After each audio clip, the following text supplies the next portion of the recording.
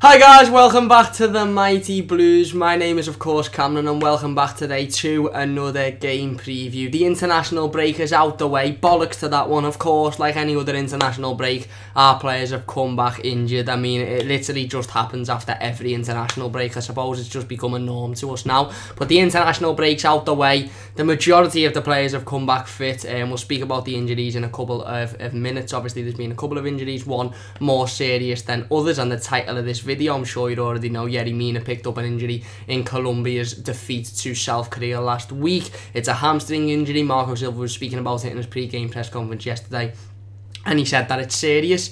He said that he won't be out for the rest of the season. He'll be back before the end of the season, but it is a serious injury, and it pretty much, well, it definitely does take him out of tomorrow's game against West Ham United at the London Stadium. It is the game preview, of course, for West Ham United versus Everton. We'll be speaking about my predicted starting 11. We'll be talking a little bit about the injuries, and we'll be talking a little bit about consistency, because it's one thing that Marco Silva did mention in his pre-game press conference, something that we've mentioned before as well in the stream, is the fact that we've had such a lack of consistency this season, not just on the pitch but off the pitch as well, in terms of the team selection, the teams being, you know, different quite a lot of times this season. The captaincy is being passed around like it's anything this season.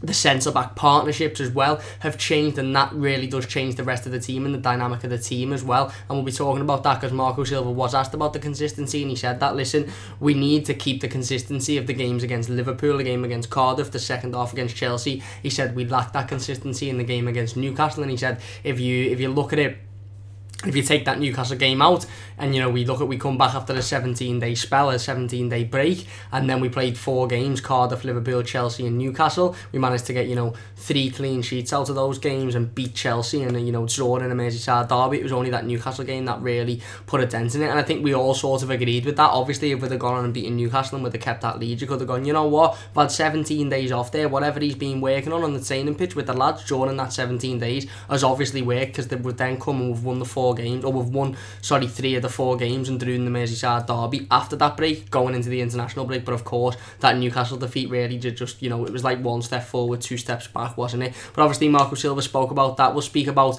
Mina, of course, in today's team, because I want to mention about how, listen, you know, for me, the injury to Mina has come at probably one of the worst times. Now, I am a little bit concerned about Mina, and I'm not going to lie. The injury record that the lad has at, you know, quite a fairly young, you know, age is quite scary. You know, you think about it, we signed him in August and he didn't end up playing a game of football for us until we played Chelsea away, which I think was in November, and that was because he was out with an injury when we first signed him. He then was in and out the squad due to, you know, Marco Silva picking him and Kurt Zouma, vice versa. He then got an injury again, and that kept him out the squad again, and Phil Jagielka had to come in. And then obviously he's come back, he's played 1 game and he's back injured again. So we're looking at 3 different spells of injury within 1 season for Mina, and that really isn't fantastic. Again, going along the same lines of the consistency, you know, Mina come in, obviously played against Chelsea a couple of weeks ago before the international break, had to play because Kurt Zouma obviously was ineligible to play. And he come in, and I think in the first half, okay, he looked a little bit sluggish, he looked a little bit, you know, like Bambi on ice at times, but I think that was just because he was getting his feet back into playing. He hadn't played for the first team in a while, and of course, you know, listen, he was playing against a very, very good attacking Pedro, Hazard, that were constantly putting pressure on him. But in that second half, I think he really, really come into his own. I think he started to play well, and I was thinking, okay, I want to see Mina now in this squad, you know, every single week until the end of the season, because what you've got to think is, we signed Mina for £30-odd million in the summer. We signed him to be our #1 centre-half. We didn't know really that Michael Keane was going to do as well as he's done in patches this season. We brought Mina in to be one of the 2, and then we brought Kurt Zouma in to, you know, be either next to Mina or to be the backup if Michael Keane turned it on, and it's just so happened that at the start of the season he did, but it hasn't quite worked out that way for Mina, and that's why I wanted the last few games of the season now to him to go in and we say, okay, Mina, you're going to be playing every single game between now and the end of the season, and because you're going to be the centre-half for next season. We signed you for the big money, you're going to be here next season. Kurt Zouma is unlikely to be here because of the whole situation regarding the Chelsea transfer ban. It's likely that he's going to go back to Chelsea, and they're not going to be willing to sell because he's a first teamer and they wouldn't be able to directly replace him.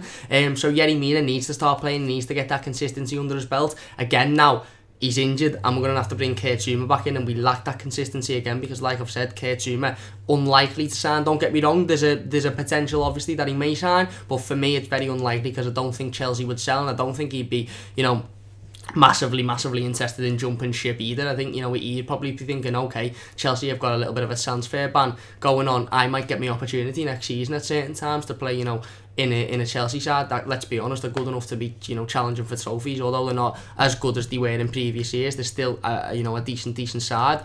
So, you know, it really is disappointing for me, and it's massively disappointed that, you know, when I seen that he was taken off injured in the international game, and when I heard, you know, during the week before Marco Silva's press conference that it was a serious injury and that it was going to be something that kept him out for at least a couple of weeks, I was thinking that's just a bit shit, that, because really, you know, in reality, Yerry Mina should have now been playing between now and the end of the season, and that should have been it, because he is our centre-half. He is the one that's cost us £30-odd million.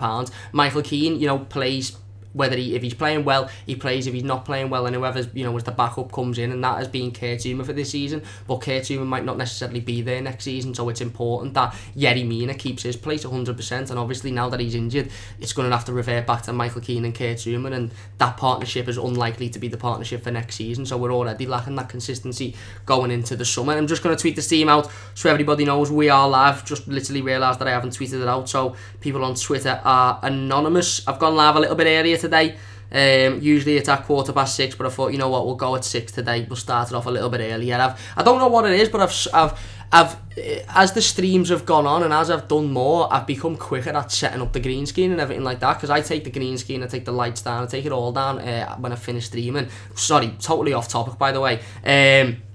And, you know, when I first started streaming, it'd take me like 20 minutes, 30 minutes and all that. So that's why I'd say, you know, 6:15 to give me enough time to get home from work, you know, put all the equipment up and then start streaming. Now it's done in like 10-15 minutes. So I'm just sitting around thinking, oh, what can I do before I start streaming? What can I do here? What can I do here? So I just thought, you know what, let's just start streaming earlier. It works for everyone, doesn't it? Slightly off topic there, but sorry about that. Jamie says, yes, mate. Yes, Jamie, hope you are doing well. The football fan chat says, hey, mate, would you ever be up for showing us a video how you set up your green screen, etc. in a one-off video? Hope you're well. Think you'll win 1-0. I hope we do win 1-0. I am well. I hope you're well as well. And maybe if that's something that you want, then I'll definitely look at it. I want to bring some more vlogs into the channel and stuff around Everton, of course. But if you're interested in you know, a little green screen setup, I will set the videos up. Then, you know, why not? Why not? Jamie says, Mina getting injured is not what anyone wants. Of course it's not. And Jamie says, like, this is what is wrong with the team this season. Complacency within our team lineup.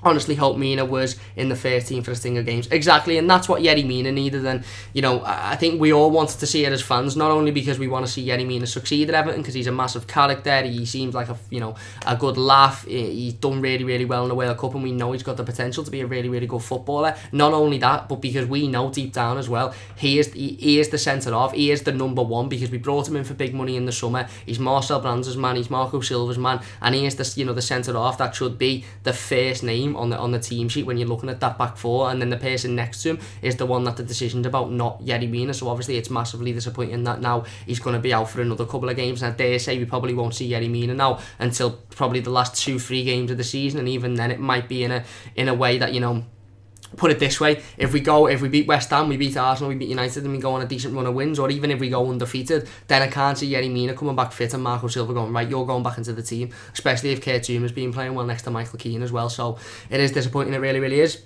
Football fan chat says, talking about Zouma, how would you rate him out of 10 this season? Do you think he'll stay? You guys, I'd say a 7. He's nothing overly dramatic. He's a typical, you know, one dimensional centre half. He does what he needs to do, and that's it. He gets the ball out, he's good in the air, and he's a really good centre half, and that is exactly what we needed this season. We needed somebody that just done the basics well and could play next to a Michael Keane and improve the likes of a Michael Keane, and he has this season. I don't think he'll stay at us now. I think purely because of Chelsea's transfer ban and the fact that they're not going to be able to replace any of their players if they sell. I don't think they'll sell any first teamers, and certainly on Kurt Zouma's part as well, he'll be looking at it thinking, okay, David Luiz has a little bit of a shocker next season, if Rudiger has a little bit of a shocker, maybe I can get my opportunity in there, and that's when I can snap it up, of course. Matthew says, are you going down to London, Cam, or is anyone? I'm not going down personally myself. I'm doing the Goodison Park zip slide tomorrow at 2:45 my slot is, so I'll be at Goodison doing that one. So I will actually be at Goodison tomorrow, not to watch a game, but I'll be doing the zip slide. I'll be, you know, creating a little vlog for that as well, which will go out at some point next week, and then of course I'll be going and watching the game and give my instant match reaction. The football fan chat says, what is the Goodison zip slide? card. It's a zip line from one side of Goodison Park to the other side, raising funds for Everton in the Community, which is Everton's partner charity, raising money for the project that the Everton in the Community have decided to create, which is to build a £1 million facility to help out people with mental health issues, and a place that people can go and speak to people, and you know, like a supportive sort of building right next to Goodison Park, which is absolutely fantastic. A charity that's really, really close to my heart, a subject that's really, really close to my heart. So I'm massively, massively proud to be, you know, doing the zip slide and be raising money for that as well. Talking of which, if you've got absolutely any spare pennies whatsoever, I've left the link to the Just Giving page, my Just Giving page, but it all goes towards Everton in the Community for the zip slide tomorrow. It's in the top line of the description, so if you can, it would be massively appreciated if you went and checked that out. No worries if not, of course,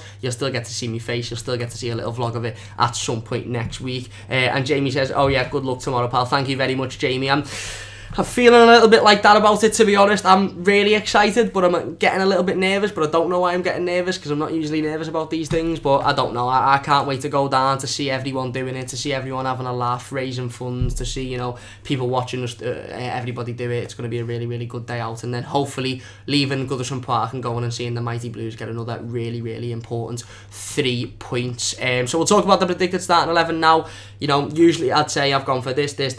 I've literally gone for that exact same team that played against Chelsea, other than Kurt Zouma obviously coming in for Yerry Mina. Now, if Yerry Mina wasn't injured, it would be the same team that played against Chelsea, because like I said, I 100% would have Yerry Mina in this squad if he was fit, and that's nothing to do with Kurt Zouma. That's nothing to do with the fact that I think Yerry Mina's been absolutely unbelievable and he massively, you know, should be in this team. It's just that I think it's massively important that Yerry Mina gets his opportunity, and it's massively important that we start to see him playing games consistently for Everton Football Club, because like I said, he's the big money centre half. He's the player we brought in that's going to be there, you know, should be there every single game. His injury record is a little bit scary. His injury record, you know, I'm not gonna lie, does worry me a little bit, but he's injured, so obviously Kurt Zouma naturally comes back into the squad. So I've gone for Jordan Pickford in goal. Obviously had a little bit of a shocker against Newcastle, but for me, redeemed himself against Chelsea. I thought he was professional. I thought he'd done exactly what he needed to do. He made some top saves as well, and he kept his head cool more than anything. You know, we've seen a Jordan Pickford this season sometimes where he's let his confidence get the better of him, he's let the fans get the better of him. He's probably, listen, I'm not gonna dress it up, he's overhyped himself in my opinion. He's gone into some games and he's gone, you know what, I am 10 times better than what, you know, anybody thinks I am. I'm boss, this, that, the other, and then in doing that, he's made mistakes. He's made stupid mistakes. Now, Newcastle was just the peak of that, the pinnacle of that. He went into the game, he thought, I'm great, he saved the penalty, he saved the one-on-one, and he thought, I'm just going to wind the fans up here. Even when he was running out for a stupid, for Rondon chipping the ball over him, and he completely ran out aimlessly, and it was only that Rondon didn't have the quality to put it in the back of the net. He was laughing at the fans, and I think that gave him a real kick up the arse when obviously he made a couple of mistakes in the Newcastle game. And I dare say Marco Silva brought him back and went, listen, you can't be doing that, because the Jordan Pickford we seen against Chelsea was much different to that. It was more professional, it was a cool, calm head, and it was just focusing on, he was just focusing on doing what he needed to do, and that was stop the ball going into the back of the net. He made some really, really good saves, and like I said, you could see in his body language, you could see in himself that even when he made them saves, he wasn't hyping himself up like, you know, he usually would. And he did in the Newcastle game when he made a couple of saves in that one. Now listen, I don't know whether that was because he wanted to impress Gareth Southgate ahead of the international duty. Obviously he played in both of England's games. Again, maybe he just thought, I need to get my act together here against Chelsea, put in a decent performance to make sure I'm definitely in the England squad. I would hope it's not. I would hope it's because somebody at Everton said, listen, you can't be doing that, mate, it's unacceptable, get your head in gear, this is how you need to play going forward, and let's hope that we see a similar performance from Jordan Pickford again tomorrow. I've gone for a back four of Seamus Coleman, Luca Dean at left back, Kurt Zouma, of course, and Michael Keane at centre-back. Now, Luca Dean also picked up a slight knock in his international games for France. However, Marco Silva confirmed yesterday in the pre-game press conference that he is fit, he's back. He had a little bit of a knock, but he should be fit for Saturday. You know, he's worked on it, and yeah, obviously should be fit, as per Marco Silva saying. So, Luca Dean at left-back, of course. Seamus Coleman at right-back. That one's pretty self-explanatory for the minute. I think, listen, John Joe Kenny, we spoke about him before on this team. I think he's a good player. I like John Joe Kenny, but I just don't think he's at that level yet to be taking Seamus Coleman off his perch, and maybe that is a little bit worrying considering the fact that Seamus this season at times has been quite poor as well. I've gone for Michael Keane and Kurt Zouma at centre half. Now listen, we ain't got many choice at centre-half, much choice at centre-half, have we, to be honest. Phil Jagielka hasn't played much this season. I think he's fit, to be honest. Marco Silva didn't say he wasn't, but again, even a fit Phil Jagielka, he's not as good as Kurt Zouma or Michael Keane, is he? Let's be honest. He's probably more organised, but in terms of being quicker to the ball and playing against a team that will come at us with pace, you know, it's probably best we stick with Kurt Zouma and Michael Keane. And again, we're in a situation, like I said, where you know, we've changed the back four again, which is inconsistent, which, okay, I understand there's not Marco Silva's fault and there's nothing we can do about that, but again, it's not helping anything. And two, we're in a back to a situation again where we've had to play two centre-halves because we haven't got any other choice, and for me, we can't rely on that enough, and we can't rely on that going into next season. We can't be sitting here going, it's Keane and Zouma because we've got nobody else, or it's Richarlison on the left because we've got nobody else. We can't be saying that. We need to have options there, you know, constantly. Although I understand that's not Marco Silva's fault because, let's be honest, you can't really, you know, prepare for the fact that Mina may or may not get an injury on international duty. In terms of the midfield, I've gone for Andre Gomes, Idrissa Gana Gueye and Gylfi Sigurdsson. Now listen, talking about players on loan, Andre Gomes, of course, the other player on loan from Barcelona at Everton. Now that deal, I would say, is a lot more likely to happen. The deal to make Andre Gomes' loan a permanent is a lot more likely to happen over the Kurt Zouma deal. Andre Gomes has come out in the last couple of weeks and said about how much he's enjoying his football at Everton, how much he's enjoying living in Liverpool, and how he absolutely loves it, and he loves the club, and he loves the fans. Barcelona have come out, and there's been leaks in Spain to say that Everton have started conversation and started discussions with Barcelona. So I would say, you know, if any deal is likely to happen out of those two, I think it's probably more than likely going to be the Andre Gomes deal. However, again, there's nothing to say that definitely will happen. Andre Gomes might look at his options at the end of the season and go, look, I want to go back to Spain, or I want to go and play in Portugal, or I want to go and give it one last chance at Barcelona while I can, while I'm still young enough and fit enough to do that. Obviously, Idrissa Gana Gueye next to him, pretty self-explanatory for the minute. Really, really good footballer, playing well in recent weeks. I've been critical of him this season, but I think he's got his act together in recent weeks. And again, another player that we don't know whether he'll be here next season, but while he's here, play him. Why not play him? Gylfi Sigurdsson in the number 10 as per usual. Again, a little bit of a similar situation to the centre-half situation for me. We're looking at it going, Gylfi Sigurdsson plays in the 10 because we've not really got anybody else to play in the 10, and for me, that is a little bit worrying. But, you know, Gylfi's played well in recent weeks. I thought he played well in the second half against Chelsea as well. You know, he was chasing players down, he was pressuring players, and you can really tell when Gylfi Sigurdsson's being told to keep on his toes and to chase players and to pressure players, because he's constantly doing it. He's constantly on the toes of defenders, and I love that Gylfi Sigurdsson, because it's the Gylfi Sigurdsson that shows that he's not going to give up. He's going to carry on signing, and he's going to give that 110%. And for me, any player that gives 110% is, you know, it's got that level of respect for me, and to a player that's just waltzing around the pitch, not doing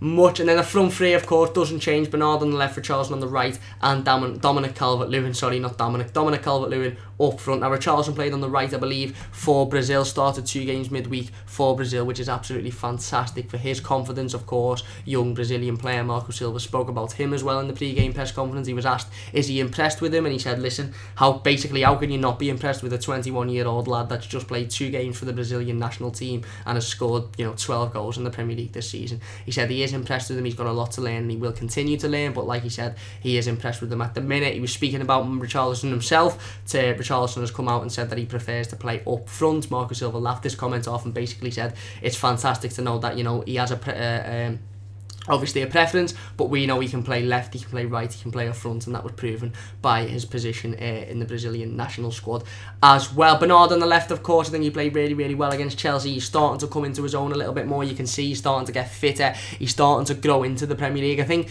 for me, listen, there's absolutely no question of the quality that Bernard's got. He's a fantastic footballer. He's got, for me, he's technically probably our best player. I think the question with Bernard is his fitness. Is he fit enough to compete in the Premier League yet? And I think, you know, he's probably not at the minute, but that will only grow. His fitness will only get better, and he will only get fitter as the weeks go on. And of course, when he's got a proper full pre-season under his belt as well, that's when we'll see, you know, the Bernard that we saw. And that's when next season we'll see Bernard coming into his own. We'll see him a lot fitter. We'll see him a lot sharper, and hopefully we'll see him creating a lot more opportunities as well. But he's doing well for me, and he continues on the left hand side. And Dominic Calvert-Lewin up front as well. Listen, Cenk Tosun scored a couple of goals midweek for Turkey in international duty.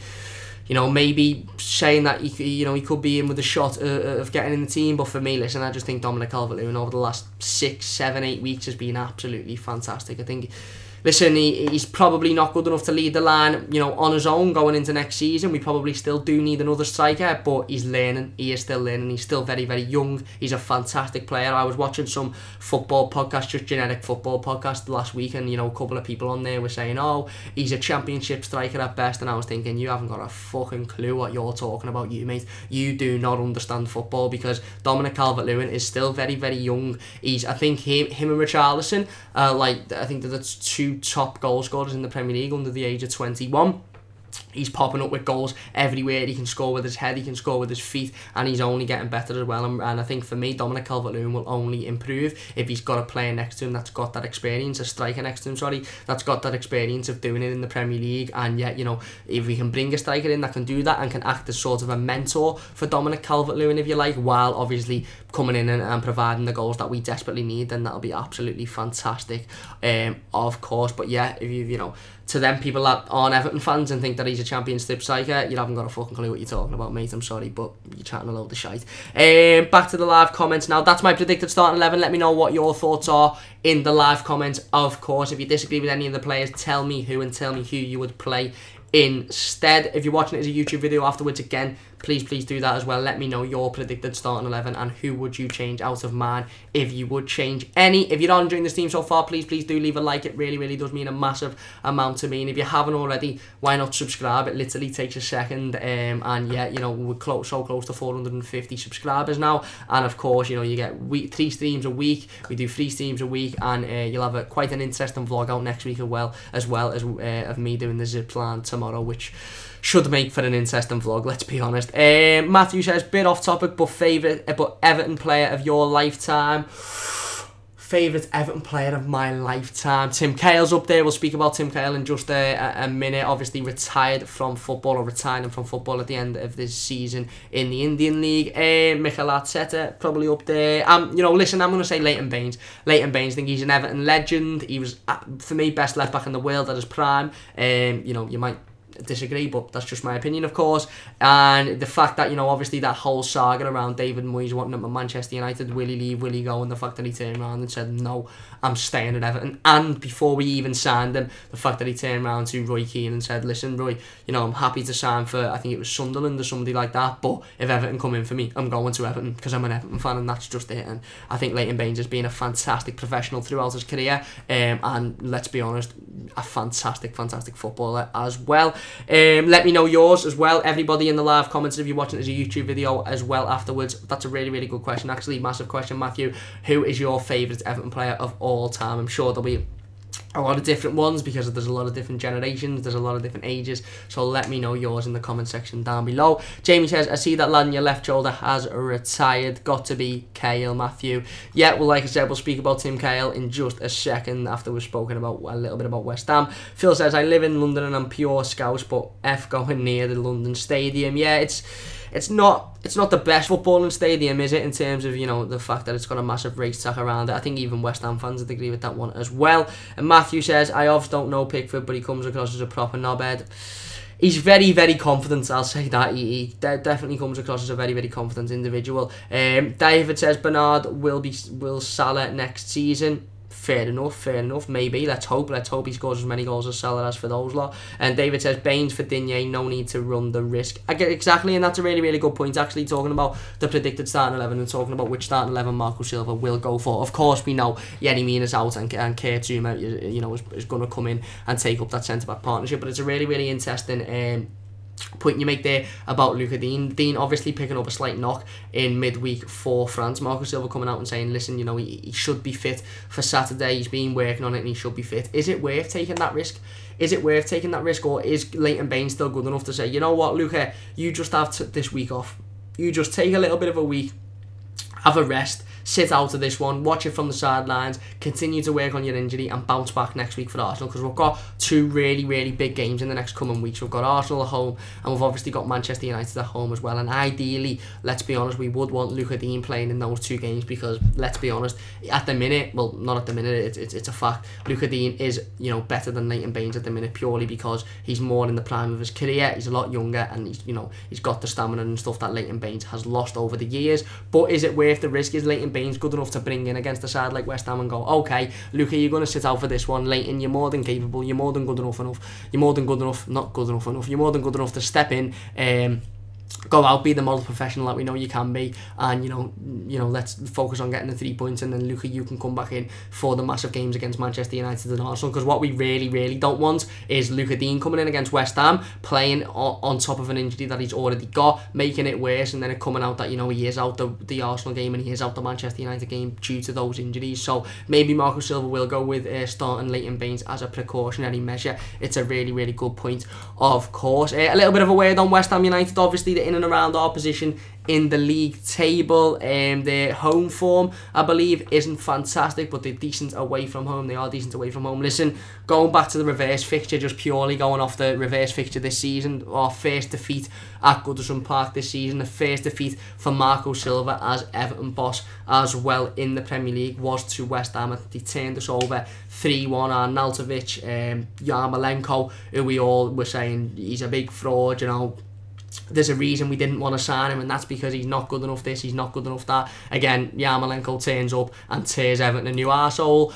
Again, exactly like he did for Kiev. Again, for Kiev when we played them in the Europa League a few years ago. Obviously, probably, I think prior to the Merseyside derby, and it's easier to say that, in the first half of the season, I'd say that was the worst defeat. And now, listen, we've had some pretty, horrific defeats since then. Newcastle, Tottenham going back, Southampton away from home as well, I think. But in the first half of the season, I definitely think that was our worst defeat. It was a game that we literally didn't turn up for whatsoever. West Ham come to Goodison Park and they absolutely turned us over. Like I said, Arnautovic on top of his game, a player that, you know, had the opportunity to come to Everton. Yarmolenko, of course, as well. We all know that saga, and yet literally they played us off the park. They really didn't. I think it was the first sort of, it wasn't the first question because it was still really early on, but it was the first ping, if you like, in some Evertonians' minds, just to go, okay, what's gone wrong here then? Because we played well against Wolves, we've got a decent result there, we probably should have won that game. We played well against Bournemouth, probably should have won that game. What's gone on against West Ham?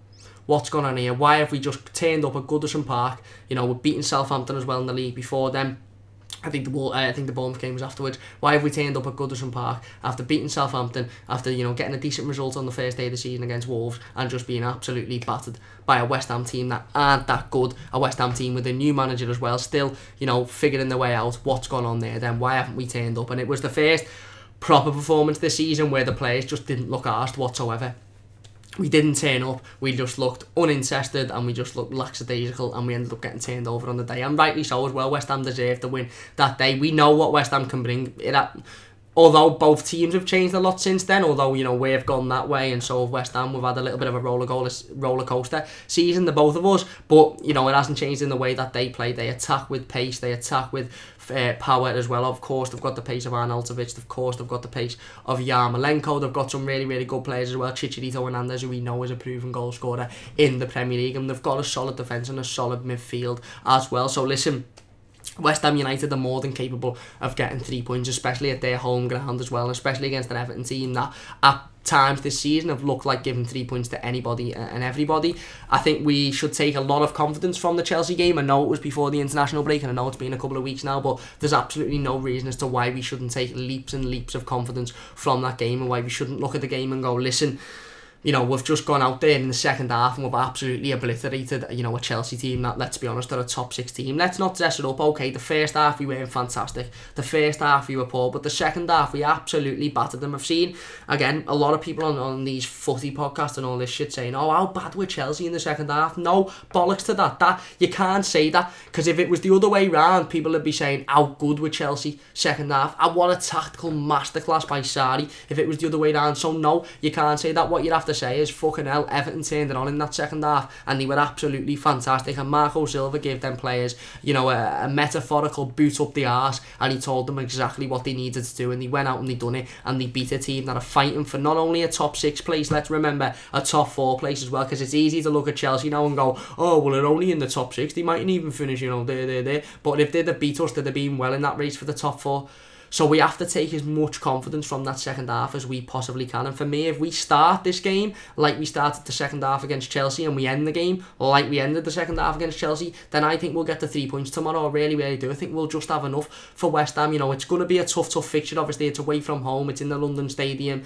We've had some good results in the past. We've had some bad results against West Ham away from home as well. And, you know, we know that they've got the quality to, you know, turn up and to get, you know, 3 points against, you know, pretty much any team in the Premier League. They should have got 3 points against Liverpool at home a few months back when they were only saved by, they were only denied by an absolutely ridiculous offside goal, which should never have stood. And we know what West Ham can bring, but equally we know what we can bring. We turned over a really good Chelsea side there, a Chelsea side with the likes of Pedro, a Chelsea side with the likes of Eden Hazard in, and we turned up second half and we went, you know what, we're going to take this game by the scruff of the neck, we're going to grab this game by the balls, and we're going to go at it, and we're going to create chances, and we're going to score goals, and that's it. We're going to prevent you from doing it. And we need to start the game like we ended the game against Chelsea. If we start the game like we started the game against Chelsea, then listen, like I said it in the game review to the Chelsea game, they had 3 or 4 really good chances in that first half, and on another day they could have been 3-0 up, and our heads would have gone that way. There'd have been no way we'd have got back into that game. If Hazard had have scored at the opportunity where he hits the post, if I think Pedro had an opportunity where it deflected, if Jordan Pickford wouldn't have made a fantastic save, and there'd have been even 2-0 up going into half time, we wouldn't have won that game whatsoever. We started that game really, really poorly, and the fantastic thing about that result was the difference, the contrast in the first half performance to the second half performance. And, you know, that second half performance is what we need to show from the first whistle against West Ham, because if we do, if we chase them down, if we put pressure on them, if we create chances and we're clinical, then I really, really do think we'll win the game. Like I said, they've got players to hurt us, they have, but they haven't got leaps and leaps of talent that you think, you know, we're going to get torn apart against these. If we defend properly, if we keep a strong back line, and we make sure that we're constantly feeding the ball to the likes of Richarlison, constantly feeding the ball to the likes of Dominic Calvert-Lewin, giving it to Bernard and letting Bernard run behind the players. Let's get the ball in behind Bernard and let him go that way. Let him cut inside and let him get to an opportunity like he did against Newcastle. I think it was Newcastle, or Cardiff, sorry, where he gets in the box and he knows, sorry, I've got an itchy nose here, don't know what's going on, where he gets in the box and he knows he can't be touched, because if he is touched, he's going down and it's a penalty. Let's get more of that. Let's have more of that with Bernard, because we don't see enough of that with Bernard for me. We literally do not see enough of that. We see a lot of quality from Bernard. We can see he's got the class. We can see he's got an amazing first touch. But for me, we don't see enough of him getting in the box and just standing up and saying to defenders, hit me, because if I'm going down, if you hit me, and that's a penalty. And if you don't hit me, I'm looking up and I'm creating an opportunity for my teammates or myself. We don't see enough of that, and for me, that's what we need to do on Saturday. We've got the quality to beat West Ham United, there's no question about it. We just need to show it on the pitch. We really, really do, and you know, it's important for me that we do that. Of course, going into the live comments now. Bloody hell, what's going on with me nose here? Where are we? David says, Big Nev for me, easily the best keeper in the world, late 80s, big statement, I know, but he was unreal. I've heard a lot of people say that. I've heard Liverpool fans admit that as well, that Neville Southall was the best keeper of his generation. So, you know, I really do believe that one. Of course, I wasn't lucky enough to see Big Nev play. Matthew says, I'm not sure if it's the other way around, but I know for a fact a lot of Everton fans hate West Ham and their fans, and we've had run-ins with them before. And Matthew says, games on BT Sport, by the way, Cam. Yeah, we have had run-ins with them before, and I think West Ham United, during the Martinez season and the Koeman first season, you know, West Ham fans started to try and create this weird rivalry with Everton fans, that, you know, they were a bigger club than us and they were this, that. They're not. They're nowhere near a bigger club than us. They never will be, and they never have been. They're just not. That's just fact. It's pure fact. And I think the fact that they tried to create some weird rivalry was the fact that Everton fans were going, what are you talking about? And in doing that, there was a little bit of a rivalry created, and they seem to think that, you know, they're a bigger club than us, even though that's not true at all. But yet there is, and listen, regardless of any rivalry or whatever's happened in the past, we need to win this game tomorrow. We need to get 3 points, because we've had a good win against Chelsea. If we get 3 points tomorrow and we go out and we put in a dominant performance, and, you know, we really, really get the 3 points, then you can look at the, you know, the games after the break, and you can think, okay, beating Cardiff, we've beaten West Ham, we've beaten Chelsea, we've through at Liverpool, and we'll disregard the Newcastle one. It was a freak result. If we go out and we get beat, or we don't, you know, get the result we want, effectively we draw the game, then you're starting to think, okay, we've come back from the international break now. Was the win against Chelsea just a fluke, you know, win that was bound to happen at some point during the season? Was the win against Cardiff purely because they're shocking?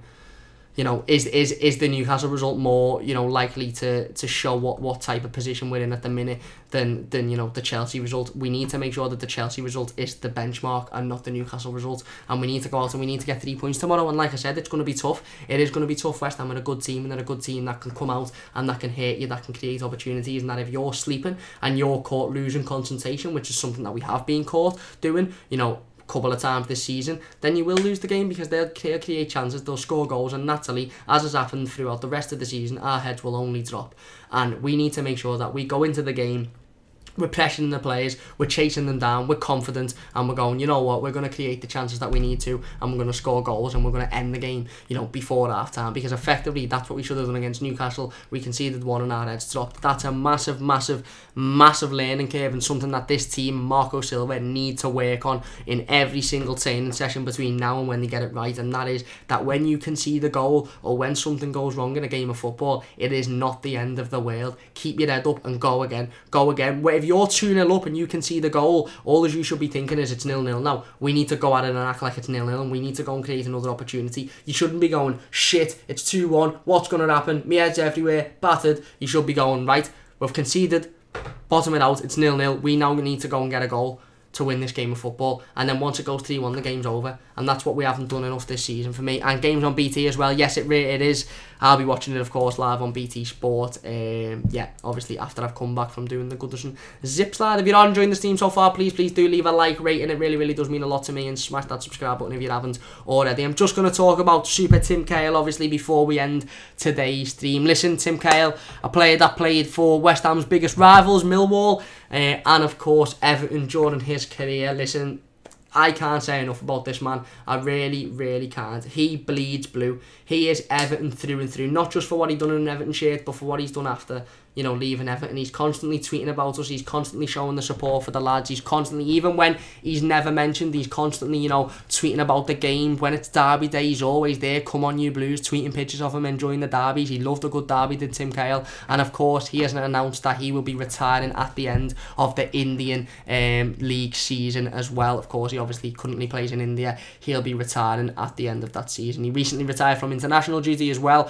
Probably Australia's best ever player. And listen, definitely up there for definitely up there for me for one of our best players, definitely of my generation and definitely of my lifetime. The lad, like I said, not just give 110%. We spoke about Tim Cahill a few weeks ago, and we said about how when we had the likes of Cahill, we had the likes of Osman, we had the likes of Arteta, Lee Cartley, they wouldn't just only give 150% week in, week out. They'd fight for the shit, they'd show passion, they'd show aggression, but they had that quality as well, and that's what Tim Cahill had. And first, you know, one thing that Tim Cahill kept throughout his career, even at the end of his Everton career, when we could see that he was clearly not the footballer that he once was, he was clearly struggling at times, he still kept that heart, he still kept that passion, and he still kept that fight. And I just want to take this moment to say, I think on behalf of me, because I can't speak on behalf of Evertonians, but I'm sure it's on behalf of every Evertonian, wishing Tim Cahill a happy and healthy retirement from football, and just a massive thank you to everything that he done in an Everton shirt, and all the memories that he gave me as a child, all the punching the flags, the overhead kick against Chelsea,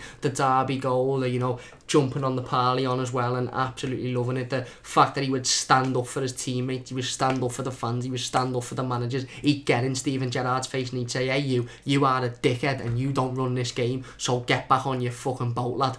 The fact that he'd done all that, he bled blue, like I said, he was an absolute Everton legend through and through, and I absolutely, I love him. I really do love him. And I had a really interesting comment on yesterday's video that I'm still due to reply to, so bear with me on that one. But the comment said, listen, Tim Cahill's retired now, let's bring him in. Whether it's under a coaching role, whether it's under the possibility of him becoming the next manager, I would absolutely love Tim Cahill to be, you know, an Everton manager in the future. In the same way as that I'd love Mikel Arteta to be, I would love Tim Cahill to be as well. I think if we can snap Tim Cahill up, we can bring him back over to England, and we can say, listen, you're going to get a coaching role, you're going to work directly with Dominic Calvert-Lewin, and you're going to teach him everything you knew about heading the ball, about being in the right position at the right time. And if you've got a striker that hopefully will bring in the summer that can play week in, week out, score 20 to 30 goals a season, you know, mentoring Dominic Calvert-Lewin on the pitch, and you've got somebody like Tim Cahill and Duncan Ferguson mentoring him off the pitch, then, you know, I think it's only a positive step for the football club. And if Tim Cahill does agree with that,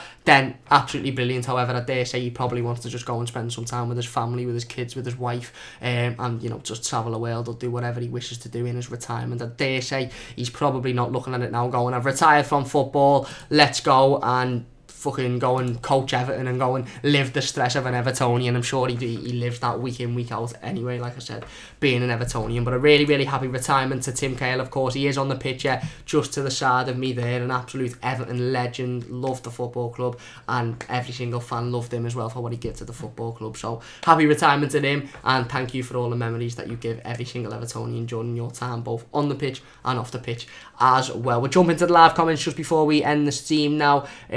David says Huddersfield were 3-1 and lost to West Ham. Yeah, listen, I think that's purely because Huddersfield are quite shite, to be honest with you. But it proves that West Ham can score goals, and, you know, if West Ham get a little bit of confidence, they can hurt teams, and, you know, we need to be aware of that, of course. Matthew says, I wonder who will represent Everton in the studio tomorrow, soon as Callaghan, Maka, Michael Owen or Phil Thompson. The punditry in the UK is so pro-red shite, it's unreal, exactly. And with BT, it's very unlikely to be anyone associated with Everton, to be honest with you. Maybe Peter Reid, or is he Sky? I don't even know anymore, to be honest with you. I hate BT Sport and I hate Sky Sport because what they've done to football, what they've done to fans, they've made every single fan feel like a customer. They've put the prices of season tickets up constantly.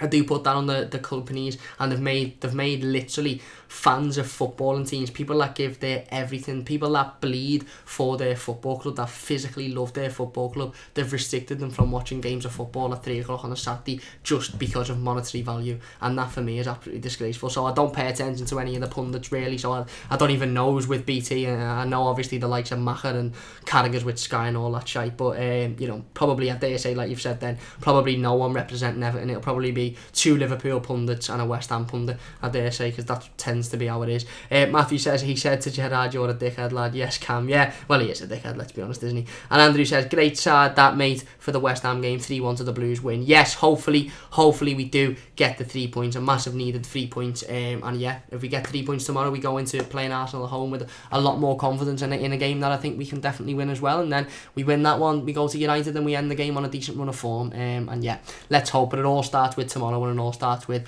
going into the game, realising what West Ham can bring, realising that they can score goals. As David says then, they turned Huddersfield over, despite the fact that Huddersfield are quite poor, but, you know, it proves that they can turn teams over. We need to be aware of that, but we need to be aware that if we play like we did in the second half against Chelsea, then we can definitely get a result in this game, and you know, that's what we should be looking at doing. But anyway, that's going to do it for today's team. If you have enjoyed, please do leave a like. It really does mean a lot to me. Subscribe if you're new to the channel as well. And massive thank you to everybody in the live comments as per usual. If you're watching this as a YouTube video as well, a massive thank you to you. Leave your comments in the comment section down below about everything we've spoken about in today's stream. Do you agree with us? Do you think that, you know, the inconsistency has been a massive part of the reason as to why we haven't performed to the best of our ability this season? What do you think of my predicted starting 11 as well? Let me know if you agree with it, and if you don't, who would you bring in and why? I've just briefly mentioned again, tomorrow is the day that I'll be doing the Goodison Zips Lad, raising funds for Everton in the community. A massive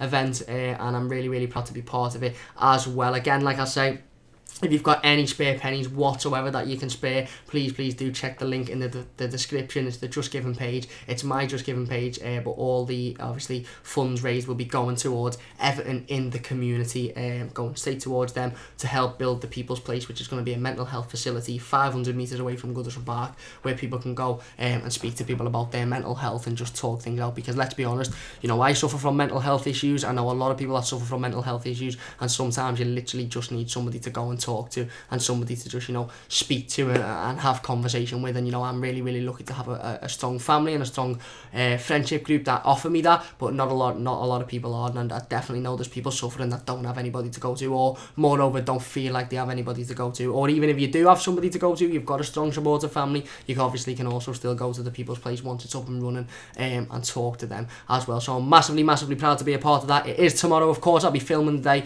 of course, and I'll be filming the Zips Lad as well. That'll go up in a vlog at some point next week, probably Wednesday, because I've got a meeting with work on Wednesday, so I'm not too sure whether I'll be able to stream, so I might try and get the vlog up for Wednesday as well. So obviously we've still got a video out, and so you can see my terrified face at jumping off Goodison Park, hoping that everything goes well. But anyway, yeah, like I said, if you've got any spare pennies whatsoever, it would be massively, massively appreciated if you could check the link in the description and donate. It all goes towards Everton in the community. A fantastic cause, and obviously, either way, whether you do or you don't, you'll get to see me ziplining across Goodison Park, which should be some fun entertainment for you. Andrew says, Richarlison, Calvert-Lewin and Sigurdsson goal scorers for us. Let's hope so. Let's hope so, Andrew. And Shabba says, hello and goodbye, Cam. Hello. I do apologise that that we're just about to end the stream. Of course, it will be going out as a YouTube video literally within half an hour, so you'll be able to catch up on it as well. And of course, leave all your thoughts and your comments in the comment section of the YouTube video, and I'll be replying to them, of course. But anyway, once again, a massive thank you to everybody for joining in the live comments. If you're watching it live, massive thank you for taking time out of your day. If you're watching it as a YouTube video, a massive thank you for taking time out of your day to watch as a YouTube video, of course. And please do subscribe if you haven't already, and drop the stream a like. I'll be back, of course, for the instant match reaction tomorrow. I'll be going straight from Goodison Park to the pub to watch the game, and then I'll be doing the instant match reaction, and then we'll have the full game preview on Monday night, of course, as well. Let's hope it's a positive one. Let's hope it's a 3 points for the Blues, and let's hope we continue, you know, on a run of form that we started with, a really good win against a top 6 side. Let's hope that we can go and get another good win away from home against West Ham tomorrow, and carry that on into the next couple of weeks when we've got some really big games at Goodison Park. But anyway, that's going to do it from me. A massive thank you for watching. Please do join me again tomorrow for the instant match reaction. Hopefully it's a positive one, and then for the live game review on Monday, of course, as well, at 6:15. A massive thanks to everybody for watching. I'll see you tomorrow after I've done the zip line. Hopefully I'm still here. No, I'm only messing. I definitely will be here. I'll be here to watch them mighty Blues, hopefully beat West Ham United, and hopefully come here with a positive instant match reaction and go, you know what, we are boss, up the Blues. So yeah, fingers crossed. Anyway, a massive thank you for watching, and I'll see you soon on the mighty Blues.